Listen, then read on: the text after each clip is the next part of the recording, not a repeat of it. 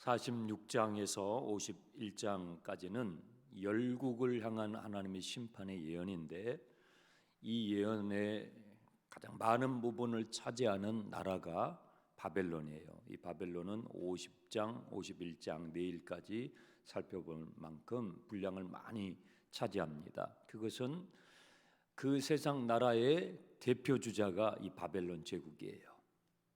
요한계시록의 끝부분에 보면 주님의 재림과 관련돼서 바벨론이 다시 나옵니다. 그래서 구약의 이 바벨론의 성격을 여러분들이 제대로 이해를 하셔야 요한계시록의 바벨론의 멸망에 관한 예언을 오해하지 않을 수 있습니다.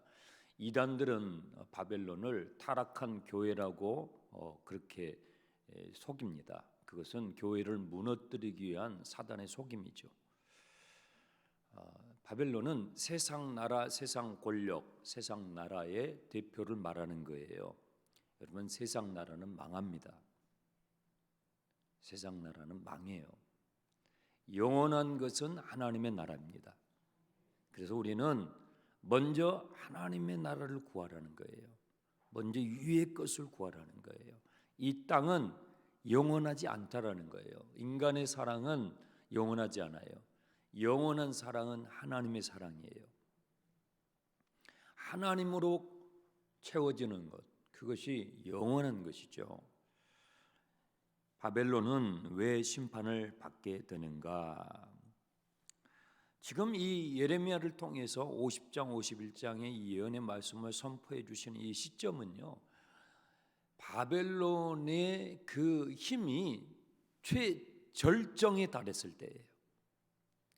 아수르 제국을 격파하고 애굽의 제국을 격파하고 그 근동 지역의 최강자로 패권을 차지하는 바로 그 최절정의 시기에 하나님께서 예언을 선포했기 때문에 사람들이 도무지 믿어지지가 않는 거예요. 어떻게 망할 수가 있냐 이 말이에요. 이 애굽을 깨뜨린 이 강력한 나라, 아수르 제국을 파한 이 강력한 대제국 바벨론이 어떻게 망할 수가 있느냐. 우리 눈에는 미국이 안 망할 것 같잖아요. 우리 눈에는 중국이 안 망할 것 같아요. 옛날에 소련이요, 세계 지도를 펴면 붉은 물로 세계를 물들였잖아요. 소련은 안 망할 것 같잖아요. 근데 소련이 망했잖아요. 이 세상의 제국은 망한다는 것이죠. 이것을 바벨론을 통해서 보여주시는데,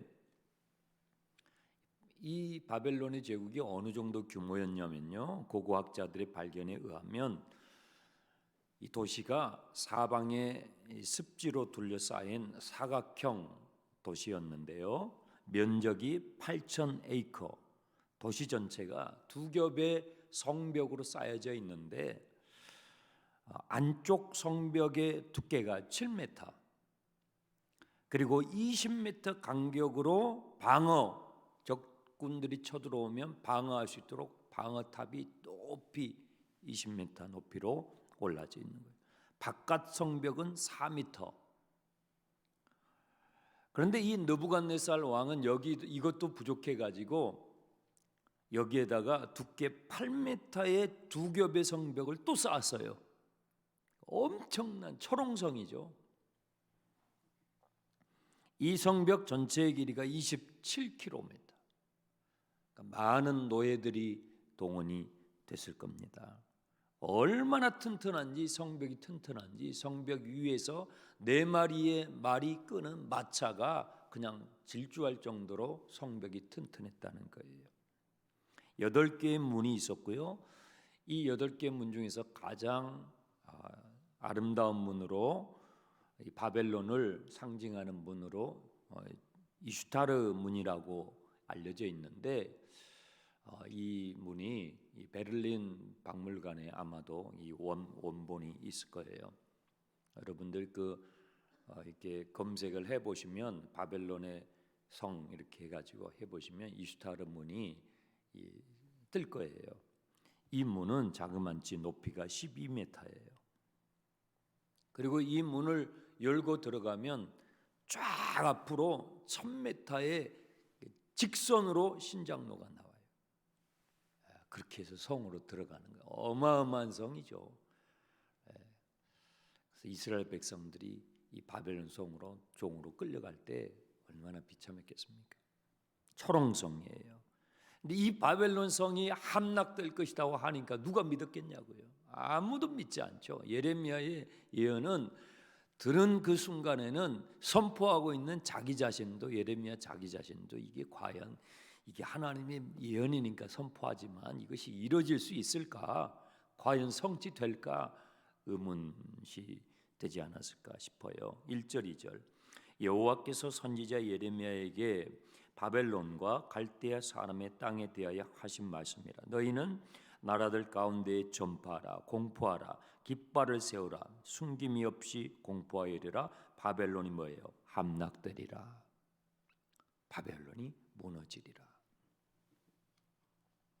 누구도 믿기 어려운 예언의 말씀을 전하는 거예요.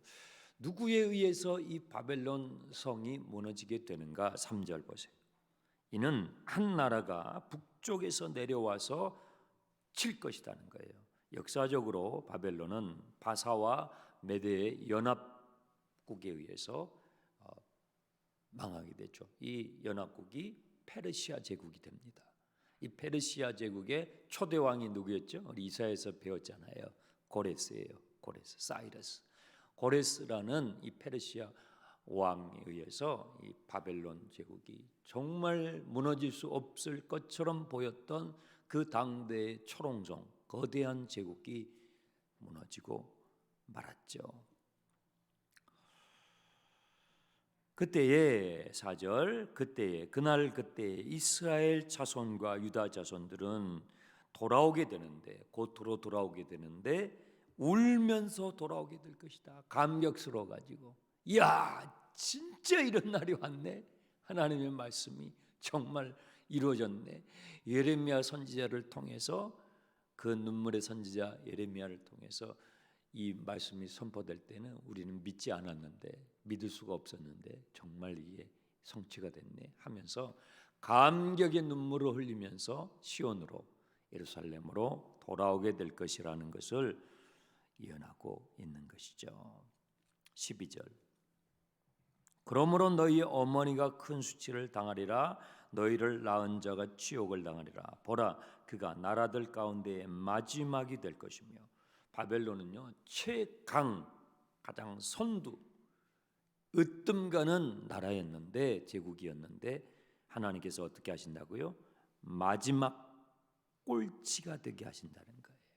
저는 우리 나온교회 성도님들, 우리 여러분 가정의 자녀들이 나중되었을지라도 먼저 되는 은혜를 받길 축원합니다. 시간이 지나면 지날수록 앞으로 성장하고 성숙하고 발전되어 가기를 축복합니다. 처음에는 꼴찌에 있을 수 있잖아요. 근데 예수님 믿고 참 이제 해가 바뀌고 달이 바뀌면서 발전돼 가는 거예요. 사람은 발전돼 가야 되거든요. 연세가 드실수록, 세월이 지나갈수록 하나님 아는 지식, 인생을 바라보는 통찰, 인격, 믿음, 그 신앙이 깊어지고 여물어지고 발전돼 가야죠. 발전돼 가야죠. 근데 바벨론은 으뜸이었는데 어떻게 돼요? 꼴찌가 돼요. 꼴찌가 돼요. 23절을 보세요. 이 바벨론은 온 세계의 망치 역할을 했어요. 여러분, 지금 미국이 온 세계의 망치 역할을 하는 거 아시죠? 세계의 경찰이라고 그러잖아요. 하나님께서 그 권위를 주시는 거예요. 시대마다, 그 역사의 시점마다 그 세계의 망치 역할을 하는 나라가 있어요. 이때는 바벨론이고 지금은 미국이잖아요. 중국이 그 자리를 지금 이제 엿보고 있죠. 쉽지 않겠지만 하나님께서 이걸 주시는 거예요. 온 세계의 망치 역할을 하는 이 바벨론이 어찌하여 황무지가 되었는가? 자, 그 이유가 나와요. 29절 잘 보세요. 활 쏘는 자를 바벨론에 소집하라. 활을 당기는 자여 그 사면으로 진을 쳐서 피하는 자가 없게 하라. 그가 일한 대로 갚고 행한 대로 갚으리라. 그가 이스라엘의 거룩한 자 여호와를 향하여 뭐예요? 교만. 동그라미 하세요. 교만. 31절 주 만군의 여호와의 말씀이니라 교만한 자여. 또 나오죠. 교만. 32절 교만한 자가 걸려 넘어지고. 교만 때문이에요. 여러분 죄의 뿌리는요 교만이에요. 죄의 뿌리는 뭐라고요? 교만이에요. 하나님 없이도 살 수 있는, 아니 내가 하나님처럼 되리라, 하나님 없이도 살 수 있다라는 것은 더 들어가면요 내가 하나님처럼 되리라 했던 뱀의 거짓말, 마귀의 거짓말, 그게 교만의, 그게 죄의 뿌리예요. 바벨론이 원치 많은 힘과 권력을 갖게 되니까 우리가 힘이 없으니까 그래도 이렇게 사는 거예요. 감사하세요. 여러분에게 힘이 주어지면 어떻게 될까요? 여러분도 쉽지 않을 거예요. 만만치 않을 거예요. 여러분도 저기 대통령실에다 갖다 놓으면 만만치 않을 거예요. 그죠? 우리는 힘이 안 주어졌으니까 그래도 이만큼 살죠. 우리한테 그런 어마어마한 힘이 주어져 봐요. 그러면 그 휘둘고 싶어서 견딜 수가 없어요. 그 휘둘고 싶어가지고. 바벨론이 그랬어요. 하나님께서 바벨론에게 힘을 주셔가지고 그 열국들을 심판하시는 심판의 막대기로 사용하셨잖아요. 그런데 어느 정도가 됐냐면 하나님 필요 없어. 하나님 없이도 우리가 하나님이지. 거기까지 가는 거예요. 그래서 하나님께서 이 막대기를 부러뜨려 버리는 거예요. 우리를 넘어지게 하는 것은 교만인 것입니다. 교만은 넘어짐의 앞잡이에요. 우리가 이렇게 하루 시작하면서 찬양하고 하나님의 말씀 앞에 부복할 수 있는 것이 은혜인 것입니다. 우리의 마음의 중심을 겸손하게 하루 시작하는 것, 이 굉장한 축복이죠. 죄의 뿌리는 교만이에요. 45절 보세요. 그런즉 바벨론에 대한 여호와의 계획과 갈대 사람의 땅에 대하여 품은 여호와의 생각을 들으라. 여호와의 계획, 여호와의 생각이 나오죠. 바벨론을 향한 하나님의 계획이 뭐예요? 심판이에요. 멸망이에요. 그런데 하나님께서 이스라엘 백성들 향한 하나님의 계획과 하나님의 생각은 뭐예요? 내가 너희를 향한 나의 생각을 아나니 지향이 아니요 평안이요 미래와 희망을 주려 함이니라. 하나님의 백성들을 향한 하나님의 계획과 생각은요 미래와 희망이에요. 근데 하나님의 대적한 이 교만의 죄의 뿌리 가운데 놓이게 되는 바벨론은요 멸망하게 돼요. 그래서 요한계시록에 바벨론의 멸망이 또 나오는 거예요. 이게 오버랩되는 것이죠. 하나님의 백성 이스라엘과 유다에 대한 하나님의 계획과 생각은 4절 5절 보세요. 4절 5절 여호와의 말씀이라. 그날 그때에 이스라엘 자손이 돌아오며 유다 자손도 함께 돌아오되 그들이 울며 그 길을 가며 그의 하나님 여호와께 구할 것이며 그들이 그 얼굴을 시온으로 향하여 그 길을 물으며 말하기를 너희는 오라 잊을 수 없는 영원한 언약으로 여호와와 연합하라 하리라. 바벨론 70년 포로를 마치고 돌아올 때에 그들이 울며 하나님께 감격하며 돌아오는데 돌아와서 하나님과 언약을 맺는데 어떤 언약을 맺어요? 잊을 수 없는 영원한 언약. 펜이 있으면 옆에다가 써놓으세요. 31장 31절 새 언약이에요. 새 언약. 예레미야서의 가장 핵심이라고 그랬죠. 예레미야의 예언의 하이라이트, 새 언약을 주리니 이것은 영원한 언약. 이게 뭐냐? 예수 그리스도의 십자가를 말하는 거예요. 그래서 6절에 보시면 잃어버린 양 이야기가 나와요. 여러분 예수님께서 신약 성경에서 잃어버린 양 이야기 하시잖아요. 그 잃어버린 양의 이야기의 백그라운드 배경이 뭐예요? 예레미야서예요. 예레미야서. 신약은 전부 구약을 배경으로 깔고 말씀하시는 거예요. 자, 6절. 내 백성은 뭐예요? 잃어버린 양들이에요. 왜 하나님의 백성들이 잃어버린 양들이 되었죠?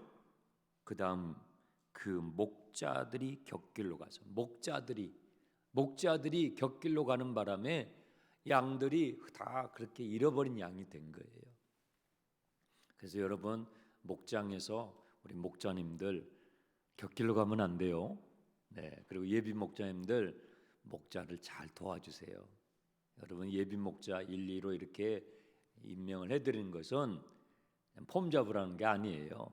여러분 목자를 잘 도와서 여러분들도 목자가 되라는 것이죠. 그런데 이런 목자의 정신들을 잃어버려 가지고 예비 목자들은 계속 예비 목자만 하려고 그래. 그러면 양들이 어떻게 될까요? 잃어버린 양들이 되는 거예요. 저는 여러분들이 다 목자가 되었으면 좋겠어요.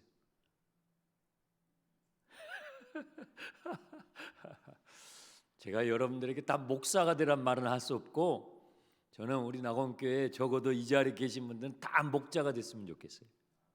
예, 고맙습니다. 아멘 해주셔서.